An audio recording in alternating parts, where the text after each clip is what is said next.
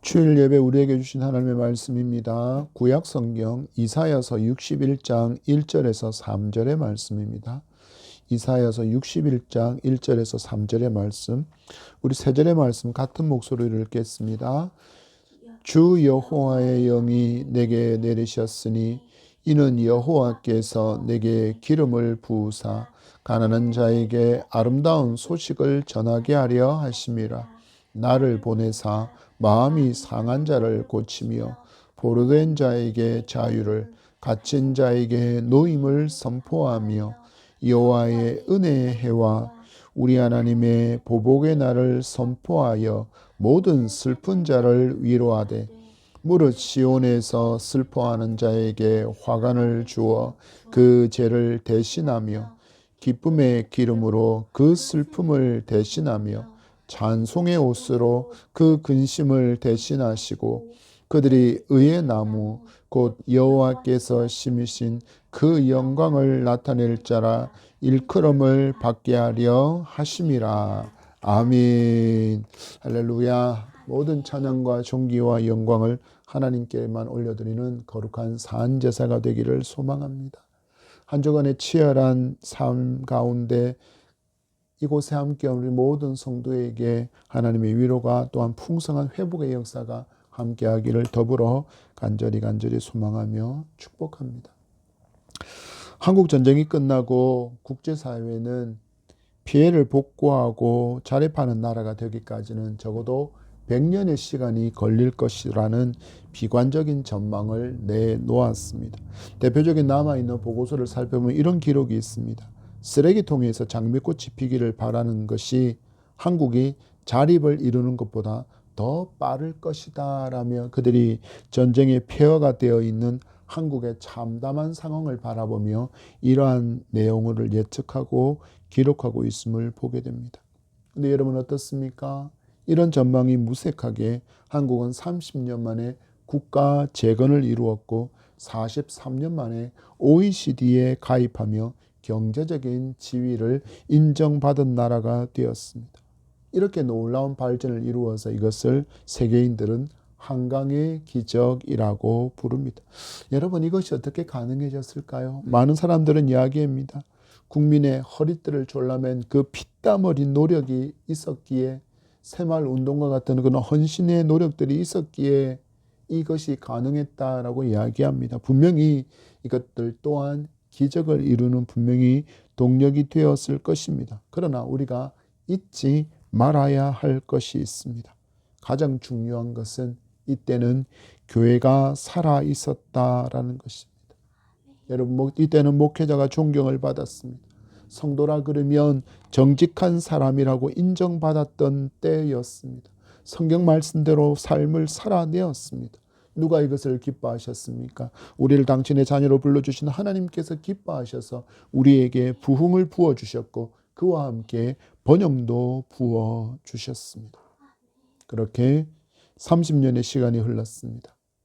그리고 30년의 시간이 흐른 이 대한민국 물질적 번영을 마주했습니다. 세계 10위의 경제 대국이 되었습니다. 세계 5위의 군사 강국이 되었습니다. 그러나 심각한 문제가 있습니다. 교회가 죽어 있습니다.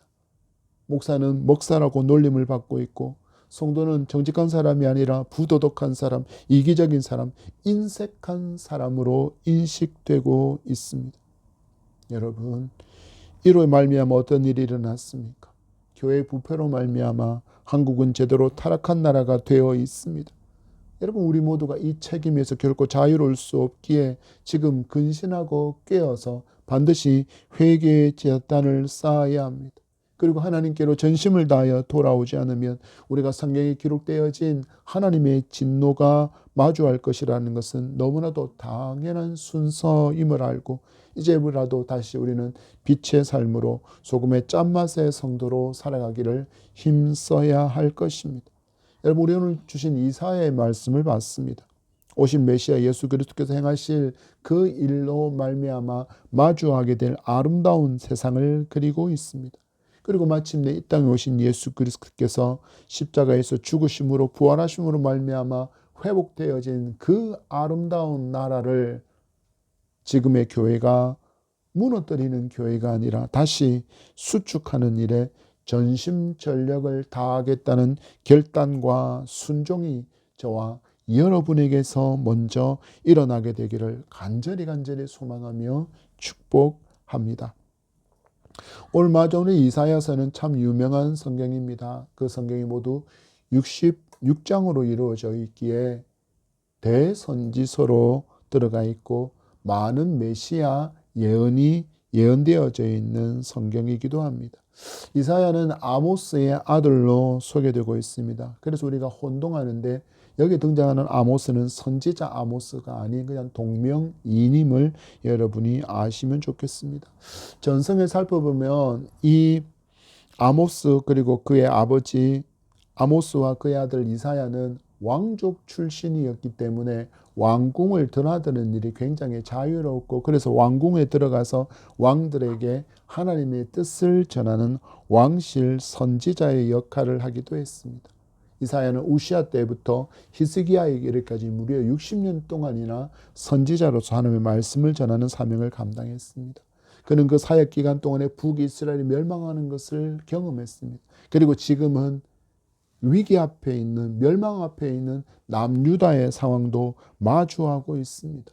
그러나 그때 남유다 사람들은 왕들은 이 위기와 어려움을 외교적인 노력만으로 해결하려고 했지만 그때 이사야는 외칩니다. 아니다. 오직 하나님께로 돌아오라. 오직 하나님만을 신뢰하라. 그러면 살리라는 하나님의 음성을 뜨겁게 외쳤던 선지자가 바로 이사야입니다.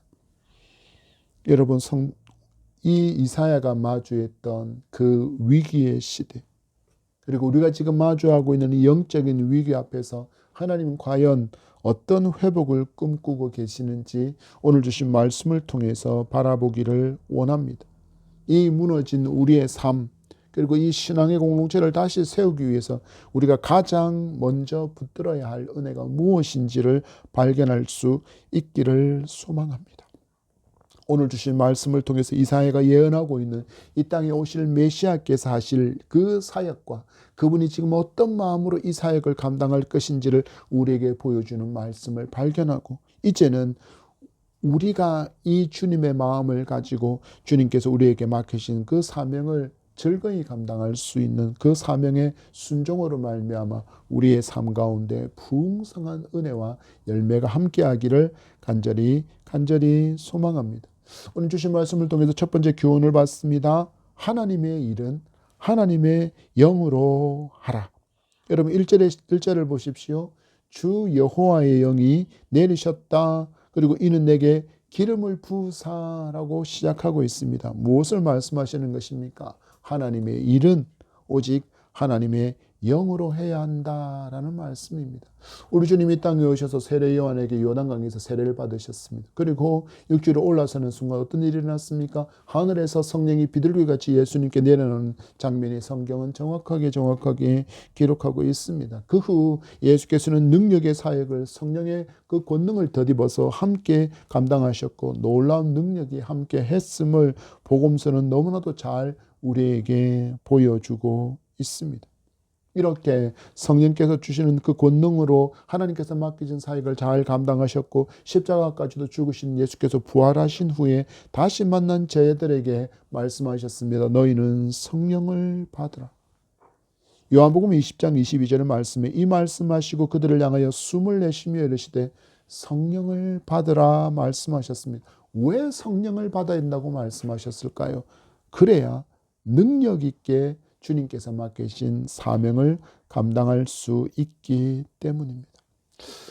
저는 오래전 섬겼던 교회 담임 목사님들의 모습을 아직도 잘 기억하고 있습니다. 그들의 뒷모습을 보면 그 모습 자체가 감동에 대한 기억이 있기 때문입니다. 신방 가방을 손에 들고 옆구리에는 성경책을 가지고 그리고 뒤꿈치 달아버려 있는 구두를 볼 때면 참 그들의 헌신적인 삶이 보여졌기 때문입니다. 거기에 대해서 그분들은 가난한 심령으로 늘 하나님 앞에 엎드려 하나님 제게 맡기신 이 사명, 하나님께서 위로부터 부어주시는 성령과 기름 부으심이 아니고는 감당할 수 없사오니 그렇게 하나님 앞에 엎드려 있는 그들의 모습이 제게는 여전히 감동으로 남아 있습니다. 지금에야 돌아보니 그때 한국 교회가 정결할 수 있었던 이유가 이 무릎 꿇음과 성령과의 깊은 사귐을 사모했던 목회자와 성도들의 그 가난한 심령이 있었지 않았나 하는 생각이 듭니다. 여러분, 안타깝지만 지금의 상황은 어떻습니까? 계속해서 한국 교회에서 아주 많이 알려진 유명한 목회자들이 너무나도 안타까운 그들의 마지막 목회의 여정을 보여주고 있습니다. 성도들이 성령 없는 삶의 불편한 진실을 우리에게 보여주고 있습니다. 그들이 무엇을 말합니까? 교회에게 과도한 전별금을 요구하고 있습니다. 자녀에게 교회를 세습하기도 합니다. 그동안 그가 일으킨 교회 성장을 빌미로 자행된 몰인격적인 언행들이 수면 위로 떠올라서 그동안 설교했던 그들의 설교까지도 부정당하는 너무나도 슬픈 자리에 그들이 서 있고, 또한 맛을 잃은 소금처럼 빛도 없이 살아서 조롱받는 성도들의 삶도 거기에 있습니다. 여러분, 제가 어릴 때 마주했던 목사님들과 성도들의 모습과 물질적 번영을 마주하고 있는 지금의 교회 모습이 이렇게나 차이가 나는 이유가 어디에 있습니까? 성령을 의지하지 않고 살아가기 때문입니다. 성령의 도우심 없이도 그동안 해온 경험을 의지하거나 엄청나게 많은 자료들을 참고해서 설교를 짜깁게 할 수 있습니다. 교회 전반적인 운영에 있어서도 해왔던 목회 계획의 틀 안에서 조금씩 수정하고 지금 막 유행하고 있는 프로그램들 몇 개를 도입해서 목회 계획을 짤 수 있습니다. 그렇게 또 1년의 시간이 지나면 성령의 도움 없이도 교회가 잘 돌아가는구나, 내가 제법 능력이 있는가 보다, 이런 착각이 시작되다가 나중에 부흥과 성장이 마치 자기의 모든 공로인 것처럼 자기가 하나님의 영광을 가로채는 자리에 서게 되는 모습이 지금의 모습입니다. 그래서 그들이 지금 수치를 당하고 있는 것입니다. 어떤 일이 일어납니까? 목회자가 교회 안에서 제왕이 되어서 내 말이 법이다 외치는 그런 안타까운 모습을 너무나도 많이 보여주고 있습니다. 여기에 더해서 성령을 의지하지 않으니 그들이 하나님의 마음을 알 길도 사라져 버렸습니다. 오늘 말씀을 보십시오. 여호와의 영이 내리고 기름을 부으신 이유가 무엇이라고 이야기합니까? 가난한 자에게 아름다운 소식을 전하라고 부어주셨다고 말씀합니다. 마음이 상한 자를 고치라고 이 성령을 부어주셨다고 말씀합니다. 포로된 자에게 자유를 외치고 갇힌 자에게 노임을 선포하기 위해서 이 성령의 기름 부으심이 하나님의 사람들에게 주어졌다라고 말씀합니다. 그런데 지금의 시대는 내가 높아지려고만 하는 그 교만의 늪에 빠져서 더 이상 가난한 자가 보이지 않습니다. 마음이 상한 자도 보이지 않습니다. 포로된 자, 갇힌 자도 제대로 보이지 않습니다. 그들을 바라볼 때 이런 하나님의 마음으로, 이런 긍휼의 마음으로 그들이 보여지는 게 아니라 단지 다스려야 할 자들로만 보입니다. 여러분, 그러면 어떤 일이 일어날까요? 그들을 향해 있는 하나님의 마음을 알 길이 없습니다. 여러분, 성경을 통해서 하나님께서 늘 강조하시는 내용이 있습니다. 고아와 과부와 가난한 자와 나그네를 잘 섬겨야 한다라는 말씀입니다. 여러분, 그렇다면 오늘날의 이들은 누구일까요? 바로 하나님이 없이 살아가는 그 사람이 과부이고 고아이고, 신랑이신 예수 그리스도를 모시지 못한 사람이 과부이며, 세상의 것들로 자기를 채우며 살아가는 사람이 가난한 자이고, 영원한 본향인 천국이 아닌 이 땅에만 목숨을 걸며 살아가는, 부서지고 무너질 것만을 추구하며 살아가는 이 세상을 마치 부평초처럼 떠돌고 있는 바로 그 사람이 나그네인 것입니다. 그런데 여러분, 성령께서 임하시고 성령께서 기름을 부어주시면 이들이 내 눈에 들어오기 시작합니다. 심지어 나를 그렇게 괴롭히고 나를 그렇게 힘들게 만들었던 그 사람도 미움의 눈이 가셔지고 내 눈에서 그 미움이 벗겨져 예수 그리스도의 눈으로, 예수 그리스도의 마음으로 이식되니 그들이 불쌍해져 보입니다. 지옥으로 떠내려가고 있는 그들이 안타깝게만 여겨집니다. 여러분, 어떻게 이런 일이 가능해지냐고요? 성령을 통해서 나를 하나님께서 저들에게 보내셨다라는 사실들을 깨달아 알게 되었기 때문입니다. 하나님께서 나를 통해서 저들에게 복음이 흘러가게 하기 위해서 나를 저들 가운데 보내셨다라는 사명을 발견할 수 있기에 이 마음이 그들 속에 일어나게 되는 것입니다. 이 마음을 가지면 전하지 않을 수가 없습니다. 그리고 내게 맡겨준 하나님의 것들을 통해서 이 복음이 더욱더 왕성하게 전해지는데 힘을 낼 수밖에 없습니다. 왜요? 성령을 통해서 그들을 향하여 흘러가고 있는 하나님의 그 사랑의 마음을 발견했기 때문이고, 그 마음이 나에게도 향했기에 내가 예수 그리스도를 나의 구주로 믿게 되었음을 믿음으로 알게 되었고 깨닫게 되었기 때문입니다. 그때 우리는 어떤 마음을 가집니까? 하나님, 나 같은 죄인까지도 이처럼 사랑해 주시는 하나님이시니 저들도 하나님께서 그와 같이 나처럼 사랑해 주시는 줄 알고 내가 저들에게 나아가 복음을 전하겠습니다. 하나님의 그 사랑의 마음과 그 긍휼의 마음이 스며 들어온 그 증거가 무엇입니까? 바로 이웃 사랑으로 행하는 복음 전도에 있음을 아시기 바랍니다. 여러분, 이처럼 놀라운 비밀을 이 땅에 오신 예수님께서 우리에게 말씀으로 삶으로 가르쳐 주셨습니다. 그런데 여러분, 높아지려고만 하면 어떡합니까? 천하보다 귀한 영혼에게 막말로 고압적이고 모독적인 말로 상처를 입으면 어떻게 하자는 것입니까? 여러분, 이것이 하나님 앞에서의 불순종의 모습임을 여러분 분명히 아셔야 합니다. 인정하셔야 합니다. 그러면 어떻게 해야 합니까? 이제는 회개해야 합니다. 이제는 회복해야 합니다. 그 옛날 믿음의 좋은 선배들처럼 가난한 심령으로 준비되어 성령님이 나를 온전히 다스리시는 성령 충만함을 사모하고 내 영혼에 성령의 기름 부으심이 마르지 않기를 사모하며 말씀과 기도의 제단을 쌓고 임재의 예배를 경험하는 거룩한 예배자로 설 수 있는 그런 저와 여러분 되기를 소망합니다. 이제는 말씀으로 무장되어져야 합니다. 이제는 기도로 무장되어져야 합니다. 그리고 주신 성령의 권능을 입고 복음을 전할 수 있어야 합니다. 그때 다시 이 땅을 향하신 하나님의 꿈, 쓰레기통과 같이 영적으로 더러워진 이 대한민국에서 복음의 장미꽃이 피게 하시는 아름다운 복음의 나라로 회복하는 것을 마주할 수 있는 저와 여러분이 될 줄 믿습니다. 이처럼 여러분, 하나님께서 부으시는 그 하나님의 영으로 충만해진 사람은 이제 어떤 삶을 살아갈까요? 이렇게 팔짱 낀 그런 구경꾼으로 더 이상 살아갈 수 없습니다. 어떻게 합니까? 나아가는 삶을 살게 됩니다. 성령 하나님께서 우리를 무장시키셨기 때문입니다.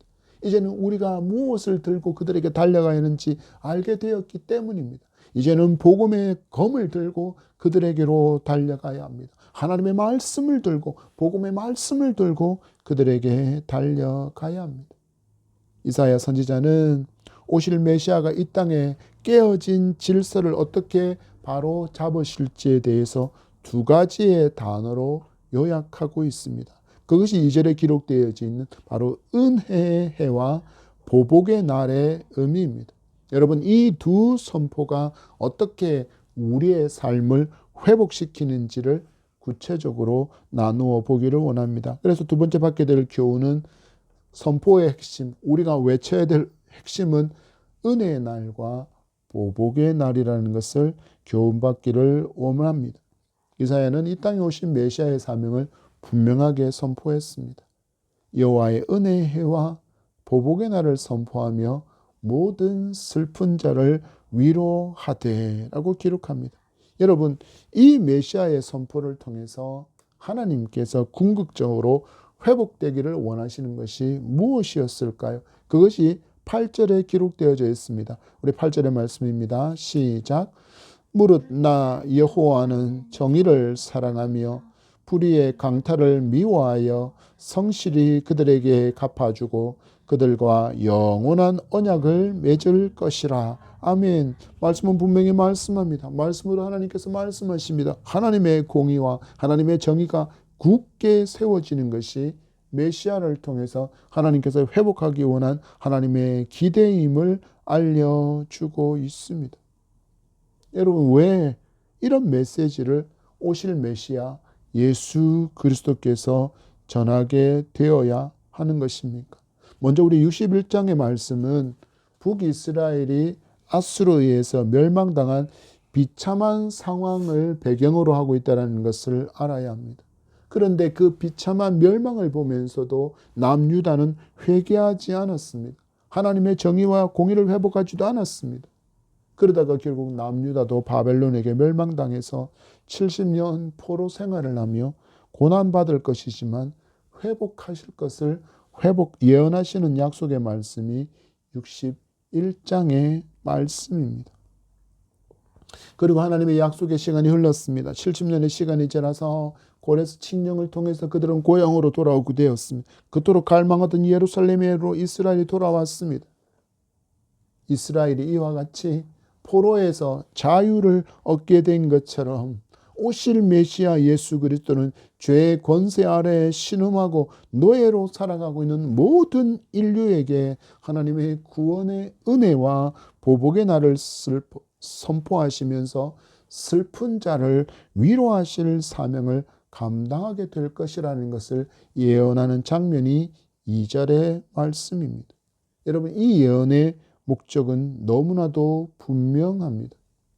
왜 남유다 백성이 고난을 받고 있는지를 말씀을 보는 너희들이 지금 돌아보라는 것입니다. 여러분, 왜 남유다가 고난을 당하게 되었습니까? 8절에 기록되어진 하나님의 정의와 하나님의 공의를 그들이 따르지 않았기 때문입니다. 그럼 왜 인류가 고난을 받고 있습니까? 하나님의 정의와 하나님의 공의를 따르지 않는 바로 죄 때문이라고 이것을 선언하시기 위해서 이 땅에 메시아 예수 그리스도께서 오셨다라는 것입니다. 그리고 오신 예수 그리스도, 그 예수 그리스도는 이 죄 가운데 살고 있던 우리를 살리려고 십자가에서 하나님의 어린 양으로 죽으심으로 하나님 앞에서 그 모든 죄의 값을 지불하셨습니다. 여러분, 그 후에 어떤 일이 일어나게 되었습니까? 예수 그리스도를 구주로 믿는 자는 하나님의 공의를 만족하는 의인이라 칭함을 얻게 되는 참 자유와 해방의 기쁨을 누리게 되었습니다. 여러분, 3절에 나타나는 더 이상 여러분 예수 믿는 사람들은 가난한 자가 아닙니다. 어떤 사람이 되었습니까? 예수 그리스도로 말미암아 부요한 자가 되었습니다. 더 이상 과부가 아닙니다. 왜 그렇습니까? 참 신랑이신 예수님에게 사랑받는 신부가 되었기 때문입니다. 죄로 말미암아 상처 입고 찢기고 절망하던 우리의 마음을 주님께서 채찍에 맞음으로 나음을 없게 하셨습니다. 죄와 사망의 권세 아래 자유를 잃고 신음하며 살아갔고 갇혀있던 우리를 자유의 시민, 천국 백성으로 삼아 주셨습니다. 이처럼 하나님의 은혜의 해를 선포하신 예수 그리스도는 이 땅에 오셔서 당신의 몸을 찢어서 우리에게 은혜의 해를 열어주시고 우리로 하여금 누리게 하시는 부활의 증거가 우리에게 있음을, 여러분, 그것을 우리가 기념하고 감사하며 드리는 예배가 주일의 예배임을 여러분 분명히 아시기 바랍니다. 여러분, 우리는 여기까지만 보려고 하는 경향이 너무 많습니다. 하나님께서 우리에게 베풀어 주신 이 놀라운 구원의 은혜, 이 은혜의 날만을 강조할 때가 있는데 예수님께서 무엇도 강조하고 있음을 여러분 잊지 말아야 합니까?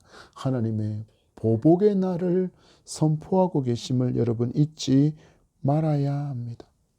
누구를 향한 보복일까요? 1차적인 대상은 하나님의 백성을 사로잡아서 종살이시키고 있던 그 바벨론을 하나님께서 보복하심으로 멸망시킬 것을 예언하고 있는 것입니다.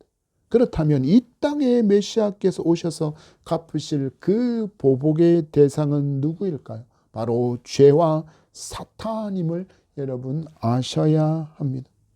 죄로 말미암아 깨어진 하나님과의 그 단절 가운데 신음하고 있는 인간들을 죄로 무기를 삼고 그 죽음으로 무기를 삼아 늘 인간의 마음속에 죄책감을 심어서 신음하고 허덕이게 만들고 그리고 노예처럼 살아가게 하던 그 사탄을 누가 깨뜨리셨습니까? 예수님께서 십자가에서 죽으시고 부활하심으로 그 머리를 짓이겨 놓으셨습니다. 그래서 사탄은 더 이상 권세가 없습니다. 더 이상 사탄은 예수 이름 앞에서 도망갈 수밖에 없습니다. 예수 그리스도의 그 놀라운 이름을 빼끄는 머리를 조아릴 수밖에 없습니다. 이를 통해서 하나님은 죄로 파괴되어진 창조 질서를 바로 잡으셨습니다. 그리고 마침내 우리 주님 이 땅의 심판의 주로 다시 오시는 그 재림의 날에 완전한 회복을 이루어 주시고 영원토록 우리와 함께 거하실 것입니다. 여러분, 이것이 예수께서 오셔서 하신 보복의 날의 모습입니다. 여러분, 이 시대를 보십시오. 기독교를 반대하는 세력이 점점점 강해지고 있습니다. 이제는 아예 드러내놓고 기독교를 박해하고 핍박하고 있습니다. 여러분, 두려우십니까? 그러나 여러분, 두려워하지 마십시오. 하나님께서 보복의 날을 선포하신 하나님께서 하나님을 대적하는 그들을 향하여서 하나님께서 대적하시고 하나님께서 보복하신다고 말씀하고 있기 때문입니다. 여러분, 하나님을 대적하면 어떤 일이 일어날까요? 하나님이 그들을 대적합니다.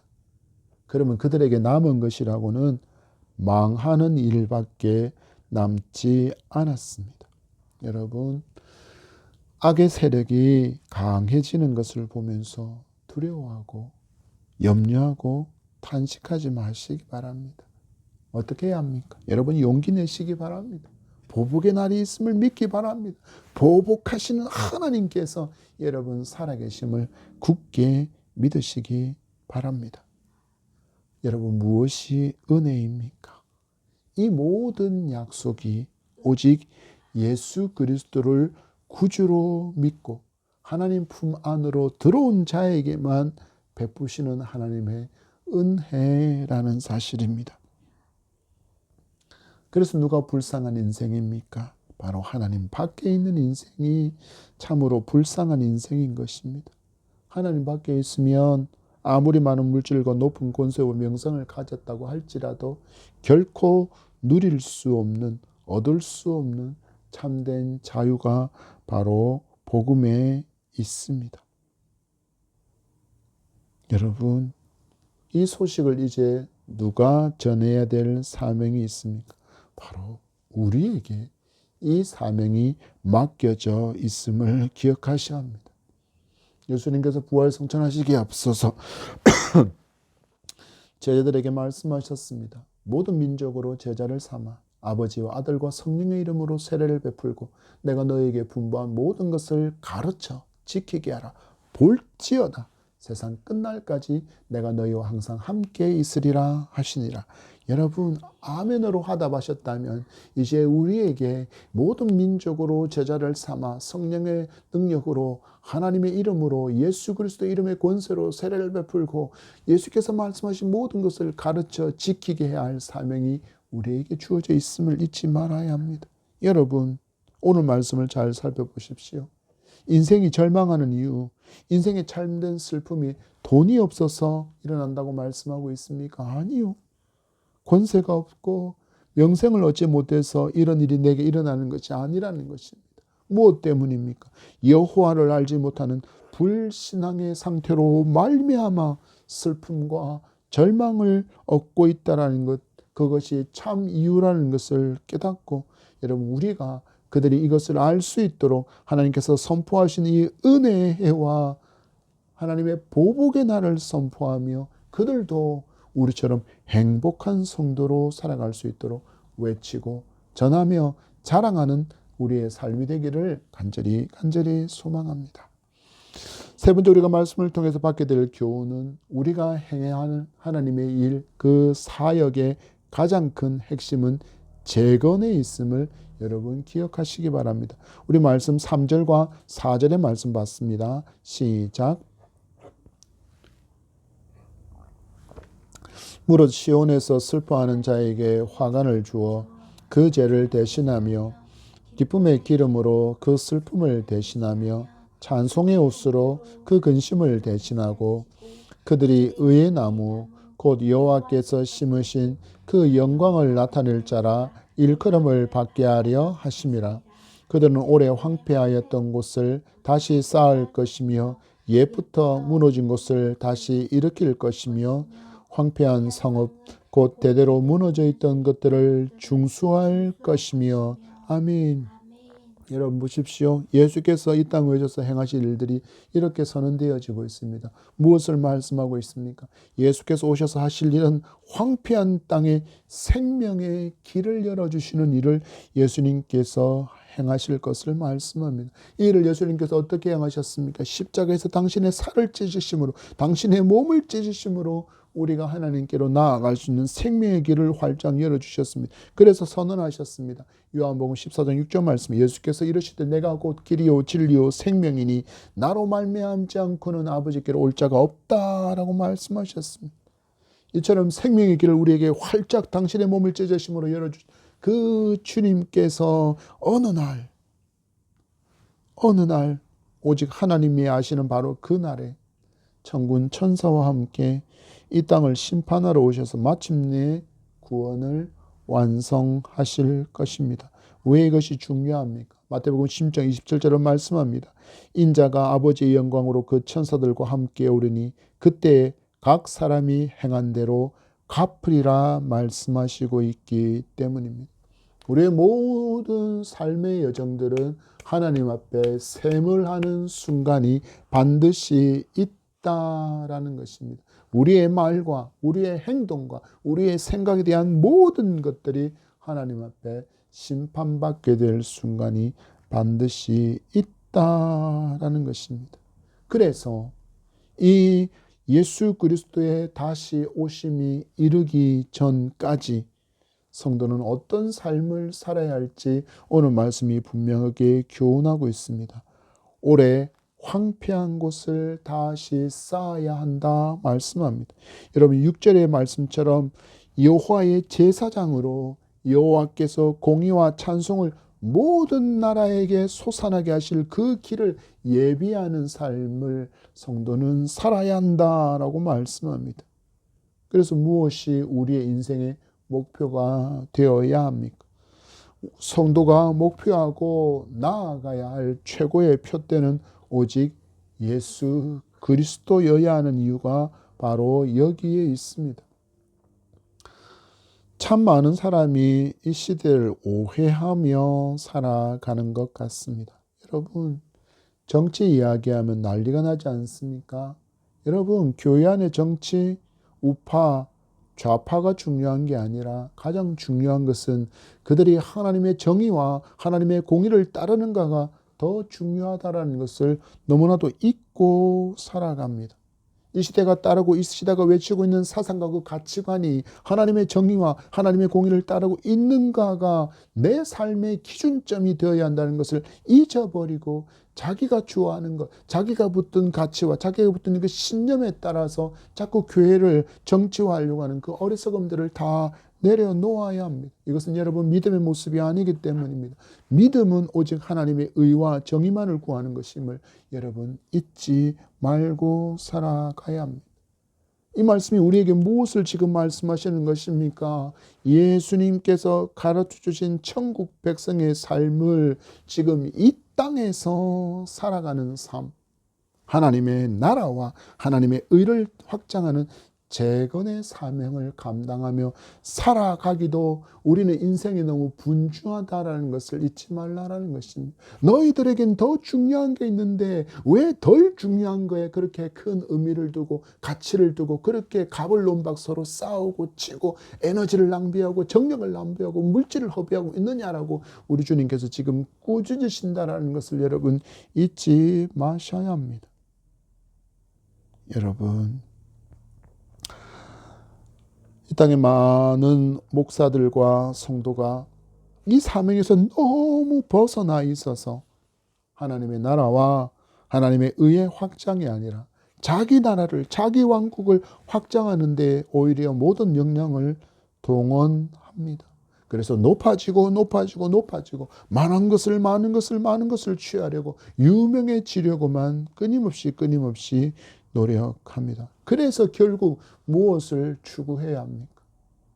높아지기를 원하는 사람, 많은 것을 취하는 사람, 유명해지고 싶은 사람은 결국 그것을 통하여서 우리가 누구를 바라보아야 하는 것입니까? 표대이신 예수 그리스도를 바라보고 그분께서 나에게 맡기신 사명을 위하여 그것을 꿈꾸는 인생이 되어야 한다라는 것입니다. 여러분, 아까도 말씀드린 것처럼 예수님께서 우리에게 맡기신 사명의 모습은 전혀 그렇지 않았습니다. 다시 한번 말씀드립니다. 마태복음 28장 19절 20절 말씀에 그러므로 너희는 가서 모든 민족을 제자로 삼아 아버지와 아들과 성령의 이름으로 세례를 베풀고 내가 너희에게 분부한 모든 것을 가르쳐 지키게 하라. 볼지어다 내가 세상 끝날까지 너희와 항상 함께 있으리라 하시니라.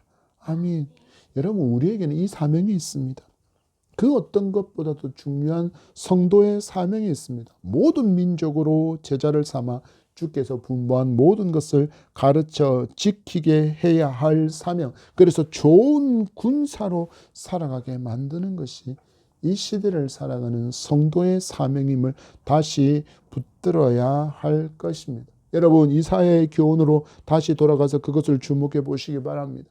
이스라엘은 하나님의 은혜의 해와 보복하시는 해를 마주해서 무엇을 얻게 되었습니까? 70년의 시간이 흐른 후에 그들은 그토록 갈망했던 예루살렘으로 다시 돌아와 자유를 얻게 되었습니다. 그렇다면 그들이 이제 그들의 모든 삶의 방향이 어디로 향해야 했습니까? 오직 여호와 하나님께로 향해야 했습니다. 그러나 그들은 자기들에게 참 자유와 구원을 주시고 은혜를 베푸시고 보복의 날을 해주신 하나님을 또 잃어버렸습니다.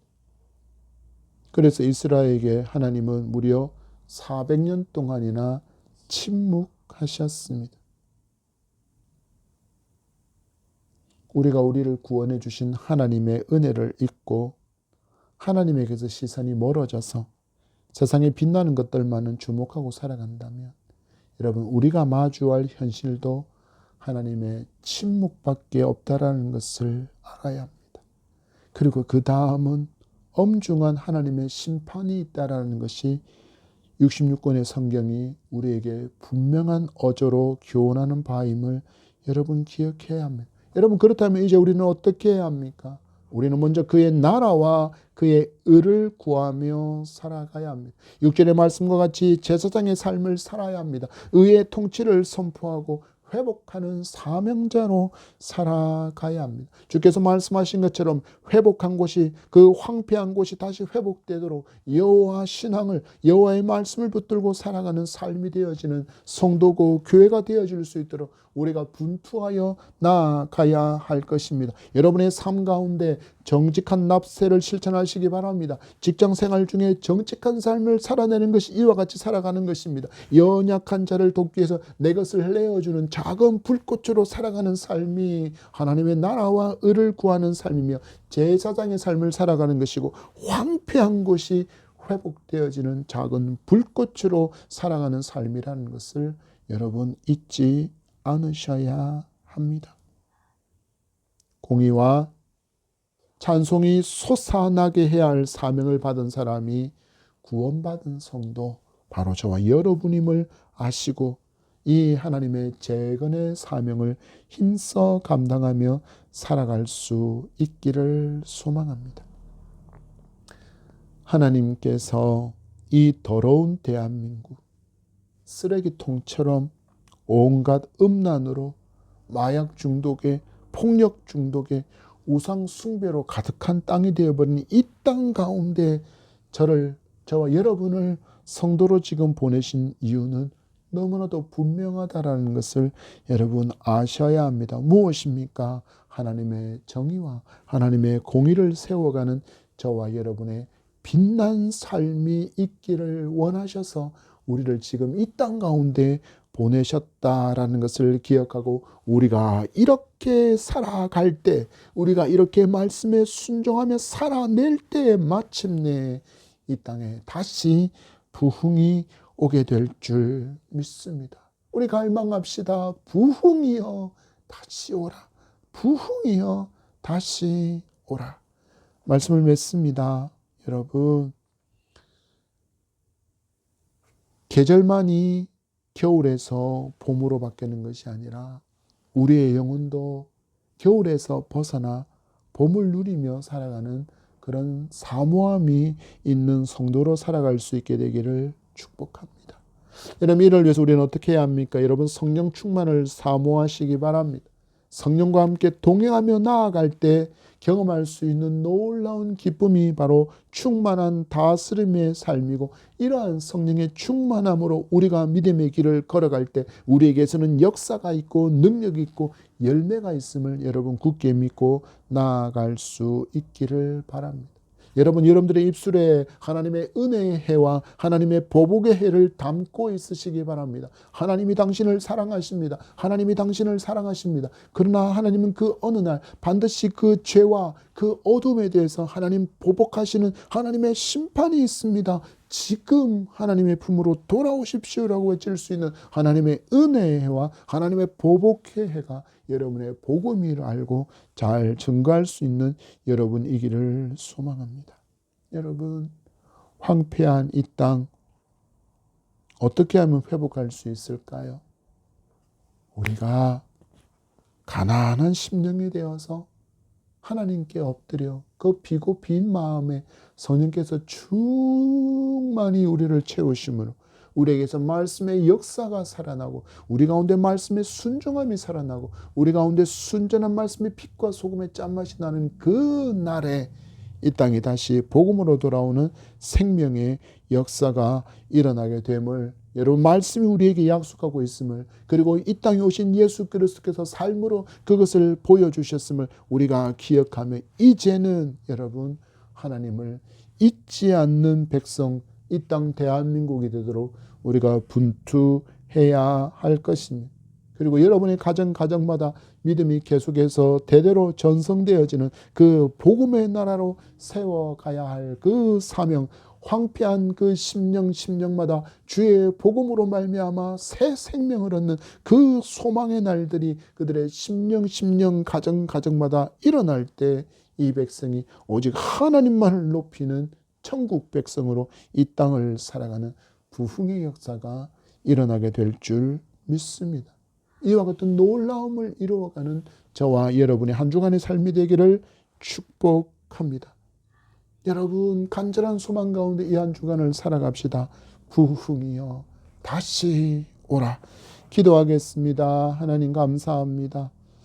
우리 주님이 이 땅에 오셔서 하나님의 은혜의 해와 하나님의 보복의 해를 선포하시고 또한 살아내심으로 모든 슬픈 자를 위로하셨던 그 놀라운 은혜와 사랑을 우리가 알고 이제는 이 하나님의 마음, 주님의 마음으로 무장되어져서 황폐한 땅으로 달려가 그곳에서 하나님의 은혜의 해와 하나님의 보복의 해를 선포하며 복음 전도자의 삶을 살아 다시금 이 땅에 복음의 바람이 불어 복음의 생명력으로 풍성한 성령의 봄바람이 불어오는 놀라운 부흥의 역사를 사모하고 그것을 마주할 수 있는 기쁨의 삶을 살아가리라 결단하는 모든 성도 위에 성령의 충만함을 주시옵소서. 간절히 바라고 원합니다. 부흥이여 이 땅에 다시 오게 하여 주옵소서. 이 땅에 다시 부흥의 역사가 있게 하여 주시옵소서. 감사하며 예수님 이름으로 기도합니다. 아멘.